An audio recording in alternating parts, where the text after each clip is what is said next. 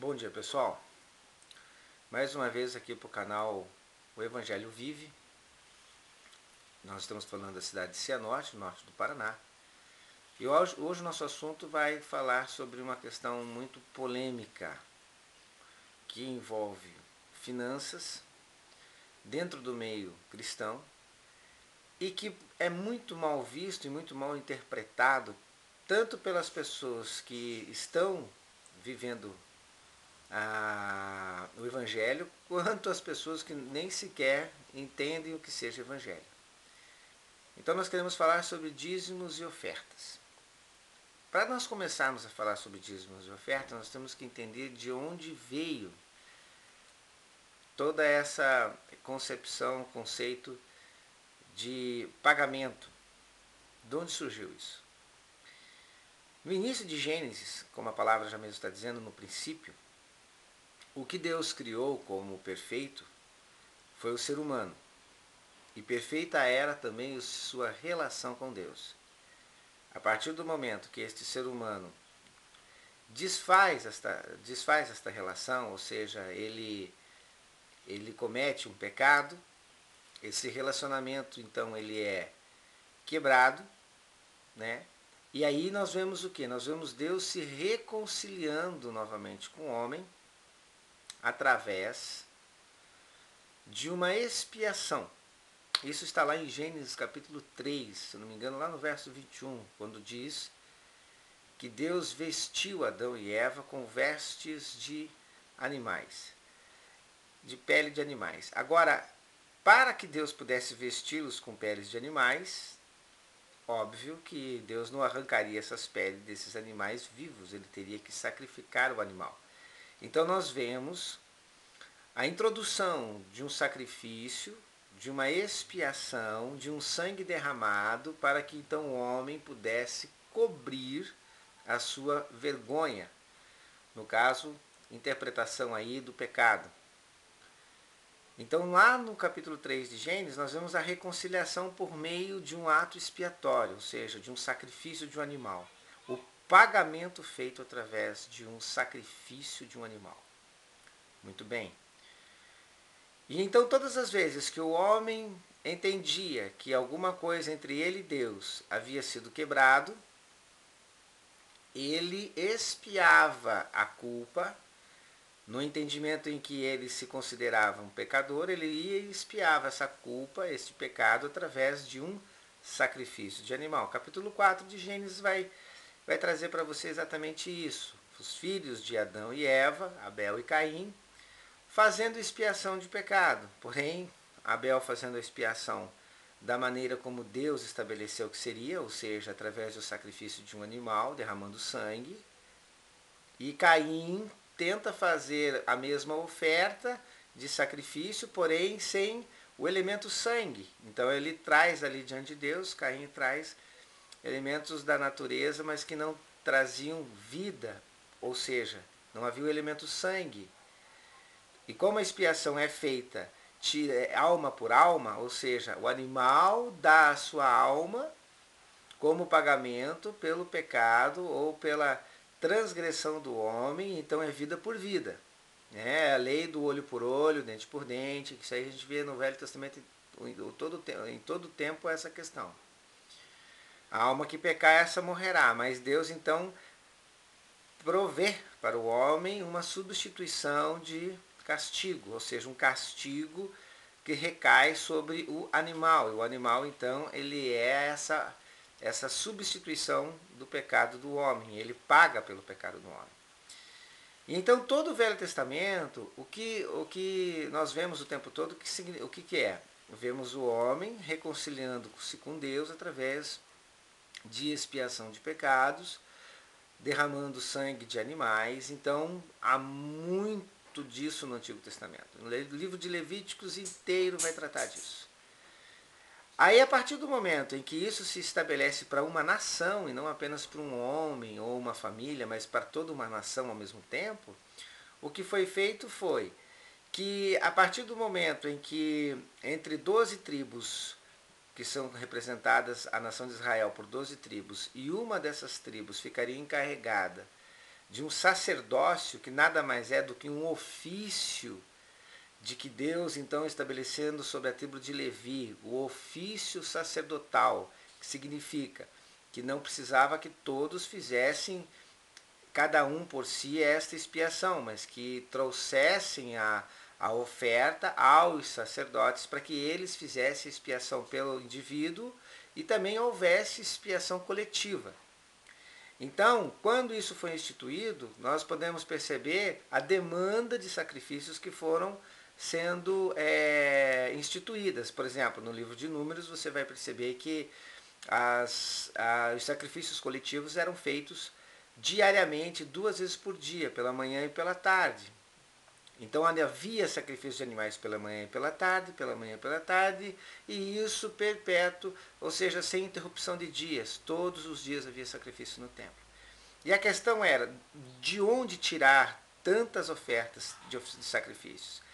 Aí você introduz em Deuteronômio a questão do dízimo.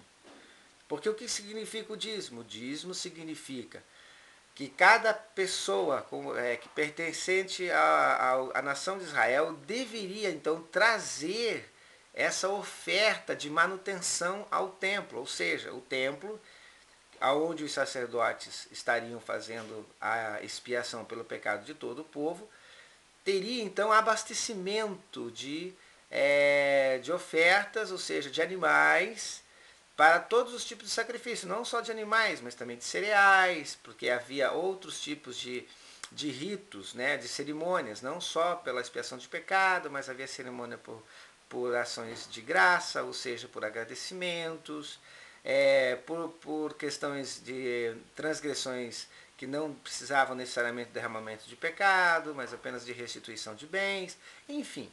Então você faz uma verificação que tudo que o povo trazia para o templo era para mantimento de todo o processo sacerdotal de expiação de pecados. Então nós vemos que dízimo não tem nada a ver com dinheiro. Nós estamos percebendo que dízimo é aquilo que o povo foi ensinado a trazer ao templo para que as expiações fossem feitas. Então a 10ª parte da colheita, a 10ª parte do gado, enfim, tudo que o povo tinha como produtividade, a 10ª parte era recolhida para os templos para que não houvesse falta desse mantimento lá. E os sacerdotes, porque eram encarregados desse ofício, não tinham que trabalhar fora do ofício. Então eles ficaram separados para simplesmente atenderem a questão das ofertas, dos procedimentos legais dessa oferta, como matar esses animais, como cortar, o que cortar e o que tirar desses animais para queima, para ir para o fogo, para ser queimado. Aqui que não era para ser queimado, era para ser colocado fora de Israel. Tinha sacrifícios que na verdade nem de fato aconteciam. Por exemplo, né, tinha sacrifícios que ele tinha que pegar e lançar sorte. Então um animal era solto fora do arraial, ou seja, fora daquele acampamento de Israel, para morrer no deserto.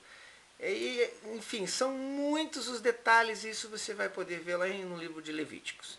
Mas o que eu quero dizer para vocês é que todo o Antigo Testamento trata de pagamento, expiação, o purgar do pecado através de sacrifício de animais, e que o dízimo foi instituído para isso.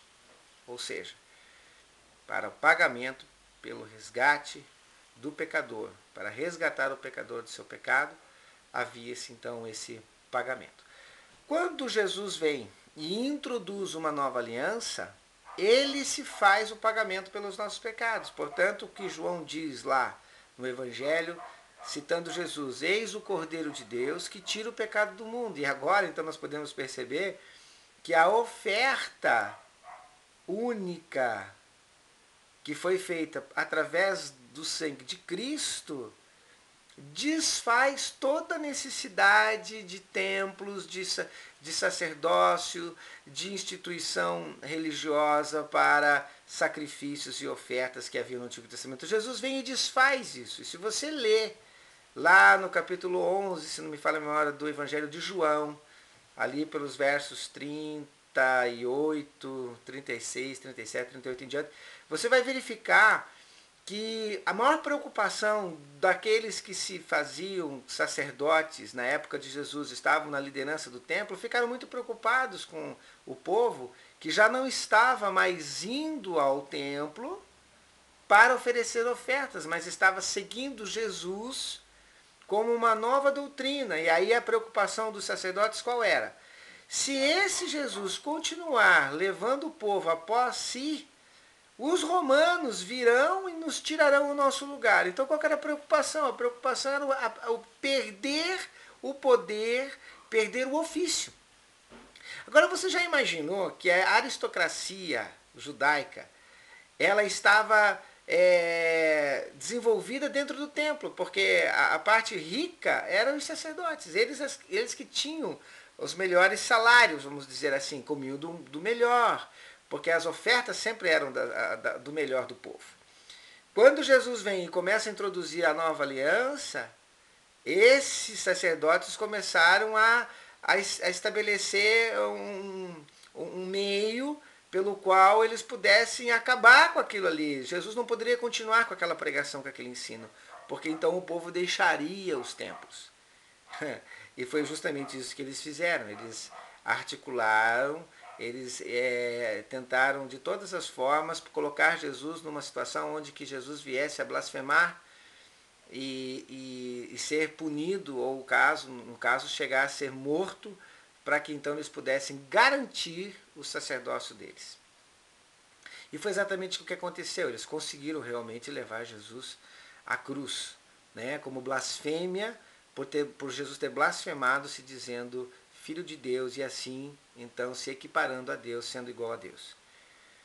Mas o que Jesus fez na cruz foi exatamente o encerramento daquele período de Gênesis até a cruz, de expiação de pecados, aonde todo um ofício sacerdotal era necessário. Então Jesus vem e introduz um novo sacerdócio, um sacerdócio eterno, e aonde lá no livro de Hebreus você vai entender que esse sacerdócio feito eternamente através de Jesus Cristo elimina todo o processo de manutenção de templos.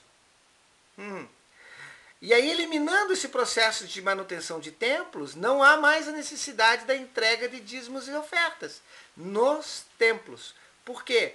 Porque o que Jesus fez na cruz encerrou o tempo da expiação de pecados por meio de sacrifício de animais. Acabou. Agora Jesus diz, em mim, através do meu sacrifício, todas as pessoas estão perdoadas, todo o pecado está purgado, expiado através do meu sangue. Essa é a nova aliança. Não havendo mais não havendo mais a necessidade de fazer manutenções ao templo, não há mais a necessidade da instituição de manter sacerdotes. Acabou. Vocês estão me entendendo? Não há mais necessidade de sacerdotes. E quando a igreja evangélica, essa que descende do cristianismo, reintroduz a questão sacerdotal, ela está indo contra o que Jesus estabeleceu como nova aliança. Por isso é anticristo. É anti o que Jesus fez, é contrário ao que Jesus fez. Jesus falou, eu estou eliminando isso aqui. Eu estou acabando com esse tempo, com esse processo, com esse tempo transitório. E isso não é para mais ser feito. E aí vem o cristianismo, através de Constantino, e reintroduz a questão sacerdotal, ou seja, cria novamente os templos, introduz novamente os sacerdotes, e aí todo novamente aquele processo onde o povo tem que trazer ofertas. Só que agora não é mais animais que estão trazendo, eles estão trazendo grana, dinheiro.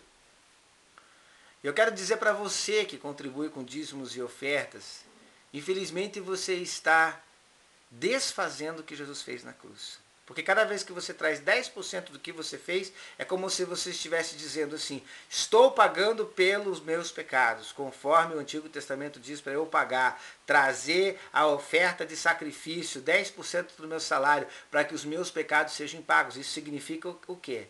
que você não aceita o que Jesus fez por vocês na cruz. É complicado, né? Mas isso é verdadeiro. É disso que nós estamos falando. Então, não é apenas uma questão de que lá no Antigo Testamento era ofertas para serem queimadas, comidas, distribuídas pelo povo. Não é isso que eu estou dizendo. O que eu estou dizendo é que aquilo tinha um significado. Aquelas ofertas têm um significado, e o significado delas estão em Cristo, representando Cristo o tempo todo. E Jesus vem e fala, está consumado. O que significa? Está completado. Não há mais nem a figura do Antigo Testamento, porque agora aquilo que é verdadeiro, que é o Cordeiro de Deus, que se fez pecado por nós, que se fez expiação fez expiação pelos nossos pecados, agora foi realizado e consumado na cruz. Então eu quero dizer para você, dizimista, fiel, você está sendo fiel com a sua incapacidade de expiar pecados. Você está sendo fiel na sua incapacidade de perdoar pecados. Porque o que você está fazendo é desfazer o que Jesus fez. Infelizmente, essa é a verdade. Aí você me pergunta, então, Roberto, por que as pessoas, então significa que nós não temos que ajudar, que nós não temos que fazer a verificação das necessidades e distribuir isso como amor? Eu digo sim, aí você está falando certo. Se você vê diante de você uma necessidade e você tendo amor no teu coração, olhando para uma pessoa que não tem o que vestir, não tem o que comer, está enferma, doente, e você não se quer fazer disso uma obra de amor no sentido de ajudá-la, de disponibilizar para ela algum recurso, ou até mesmo comprar alguma coisa, pagar alguma conta que ela naquele momento não esteja podendo fazer, então você está negando todo o princípio do amor. Então o que Jesus fez na cruz por você fica inválido também, porque ele nos amou, ensinou que o amor começa pela doação da vida, quanto mais das coisas dessa vida, como bens materiais. Jesus entregou aquilo que todo mundo valoriza como sendo a única coisa que não se doa, vida. Porque ninguém está afim de doar para si mesmo ou para outro. Né? A questão que como se diz, intransferível, ou seja, eu vou doar a minha vida para você ou para quem quer que seja que necessite da minha vida. Ninguém fez isso, mas Jesus fez. Então, eu quero deixar muito claro isso hoje. Dízimo não é dinheiro. Dízimo não é dinheiro. Dízimo é oferta pelo resgate dos pecados. É disso que nós estamos falando. O tempo todo no Antigo Testamento. E se você ler em Hebreus, lá no capítulo 13 de Hebreus, você vai encontrar o seguinte texto, dizendo que aqueles que ainda permanecem no sacerdócio, desse que fala de altar, daquele que diz que leva oferta no altar, não tem direito de participar de um outro altar, que é o altar de Cristo.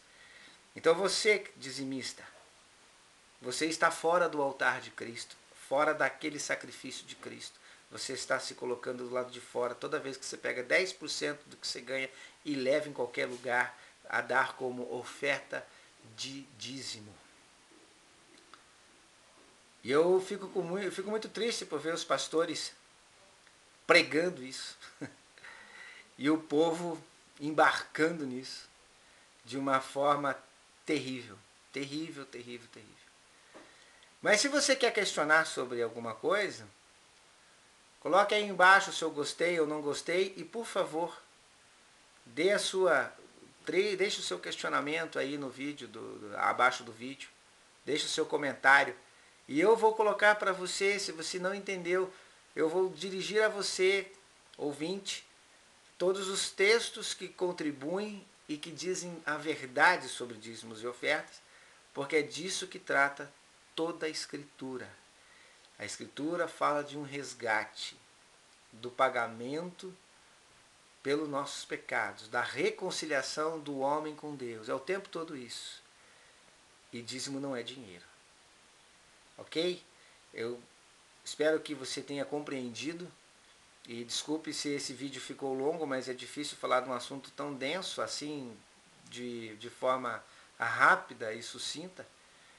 Mas tentamos fazer com que as pessoas não sejam mais enganadas.